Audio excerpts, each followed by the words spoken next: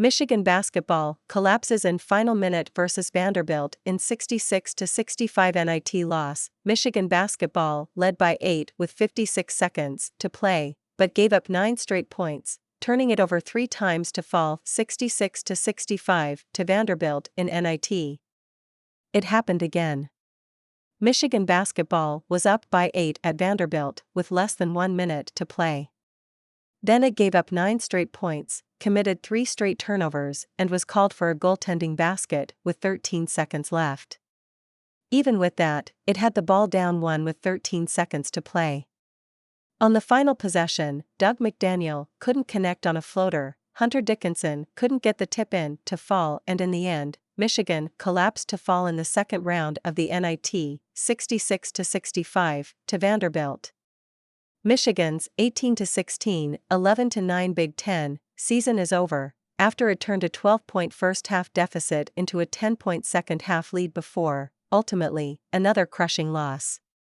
We always want to walk away with some learning opportunities from a game like this, but unfortunately we can't play the next game because our season is over, Coach Juwan Howard told reporters after the game.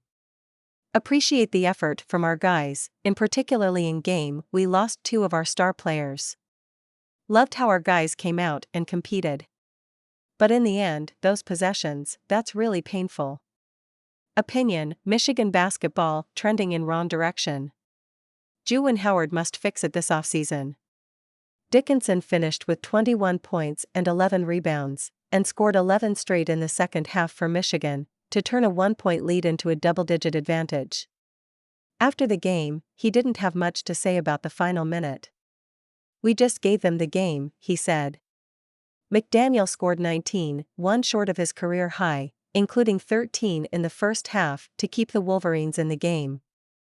Joey Baker added 11 points, Terrence Williams II had 6 points and 5 rebounds, and Terrace Reed Jr. had 5 points and 6 rebounds.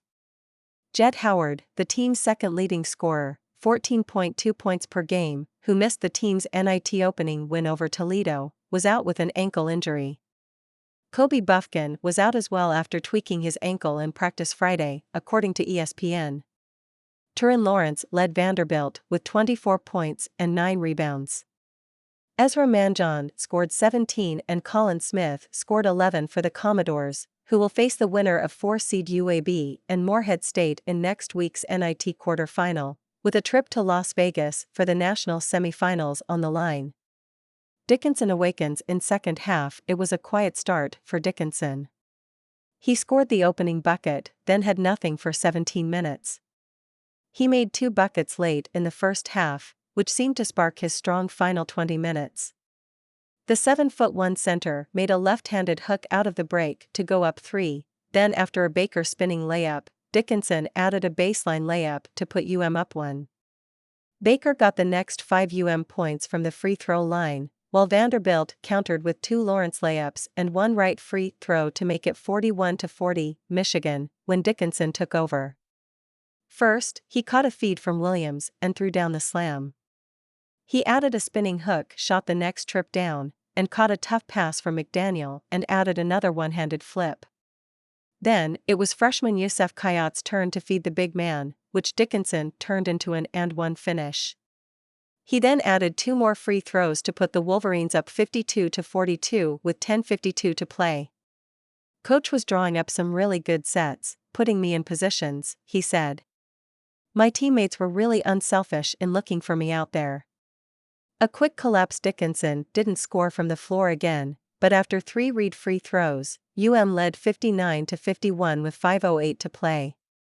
Jordan Wright made a layup, then Lawrence scored 5 straight to get Vanderbilt within 5.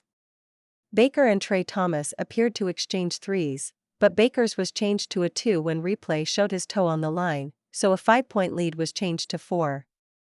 Baker and McDaniel added consecutive mid-range jumpers to put Michigan up 65-57 with 1:45 to play, but Vanderbilt turned on a full-court press and changed the game. Lawrence scored 5 and Manjon scored 4 as Vanderbilt went on a 9-0 run in 46 seconds to steal the game. "We turned the ball over, 3 straight times. On just a simple play," Howard said. One was a pass, and the guy mishandled the basketball, the other a cross-court pass, which was a tough catch for a player, then the other one was another pass. Very uncharacteristic for us as a team. First half runs. Michigan got off to a quick start when Dickinson hit the game's opening bucket, and the freshman Coyote, who made his first career start and his second appearance in a game since January 1st, nailed his fourth career three-pointer to go up 5-0. Vanderbilt took over the next 7 minutes, which included a stretch in which it made 6 straight field goals, a three-pointer by Smith, a layup and highlight dunk by Lawrence, then 8 straight points by Smith on a slashing layup and consecutive threes from the right corner. The Commodores held to 0-4-6 shooting with 4 turnovers during the same time to put together a 17-0 run and go up 17-5 with 12:53 to play in the first half. But the tandem of McDaniel and Williams got back in the game. After 2 misses, Williams tipped in an offensive rebound before McDaniel hit a floater and the ensuing foul shot. Williams added another offensive rebound and tip in on the ensuing possession, before McDaniel knocked down a mid-range jumper off a screen to make it a 9-0 Michigan run and cut Vanderbilt's lead to 3. Vanderbilt's Paul Lewis drained a long ball from the top of the key to put coach Jerry Stackhouse's squad up 6, when McDaniel hit consecutive three-pointers, the first on a pull-up, the next off a handoff from his roommate Reed to tie the game at 20. Reed provided key minutes early as well, making a putback off a miss to tie the game at 22. He had 5 rebounds in 6 first-half minutes. After a high-flying Lawrence and 1 dunk put Vanderbilt up 27-24, Michigan closed the half on a 6-0 run. Dickinson, who hadn't scored other than the first points of the game, hit consecutive buckets in the lane as he gave a 30-29 lead going into the break, and crossed the 1,600-point benchmark for his career. All players not named Smith or Lawrence for Vanderbilt combined to go 4 for 15 from the floor for 11 points and 3 turnovers. "There's different emotions going on in your head," Howard said when asked about how to summarize the season.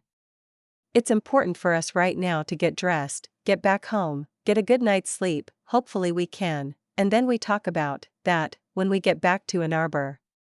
Contact Tony Garcia at upgarcia@freepress.com. Follow him on Twitter at @RealTonyGarcia.